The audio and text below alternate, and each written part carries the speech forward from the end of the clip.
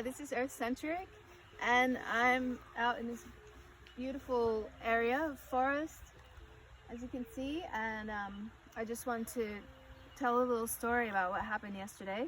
So we were asked to come and help take some logs for a fire, and while they were up there pulling stuff out of the forest, I noticed that a lot of the stuff they pulled was very eaten away at. It was in the process, a deep process. If you look down through these structures that the insects have made, it was in the process of becoming soil and feeding that whole system, that whole ecosystem out there.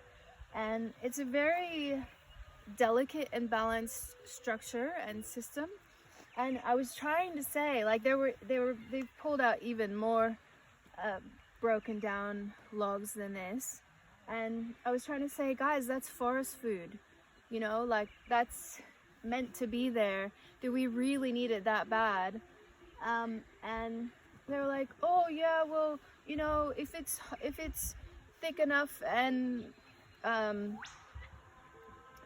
solid enough, then it'll still burn. And it's like, that's not what I'm getting at. It's not about what we're getting out of it. It's about what we're taking away from it. Like, there's this whole perspective that needs to be shifted, and the mentality to respect what we're removing, when we should really be giving.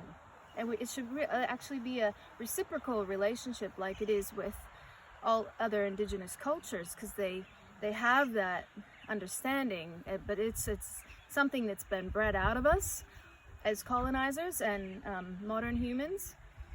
So, but I've studied a lot about it and come to this, this place where I'm at. It's kind of, to other people, it looks very radical, but I feel really strongly that's where we need to come back to, is this reciprocal relationship. So anyway, the story goes is that I secretly chucked a few of the really decomposed pieces back in because there were insects in them. And I've been to previous fires where guys just go through the forest and they just grab stuff, and they're just so busy, like, harvesting and getting as much as they possibly can. Like, the way that we operate these days is take as much as you can, because the next guy is just going to take the rest anyway, so why leave it, because someone else will take it. That's been our dog eat dog world. That's what feeds into it. That's such a core part of it, and that's what's killing the planet. So what happened is I secretly went back and checked a few of those really well decomposed logs back in, because I've been to fires before where I've seen insects crawling out, and it's a really horrible experience. Like, for me it was. They were completely blind to it, but you could hear the sizzling of life forms and the crackling, because what this is, it's a porous. The older they become, the more broken down they become. The more they become like a sponge, and they hold the moisture in the forest, so then it's less prone to fire. And it's a complete misconception that we need to clean out the bush or forest, however you want to say it, clean it up and manage the forest. It's like, no, the forest knows very well what it's doing. It's been doing it for millennia, way before we came along and started managing it. It doesn't need managing. It just needs to be left the freak alone to do what it needs to do, which is very important processes like this. So this is what makes soil and keeps the place moist. And when it stays moist, it attracts more moisture, and that's the part of a huge integral part of the hydrogeological cycle.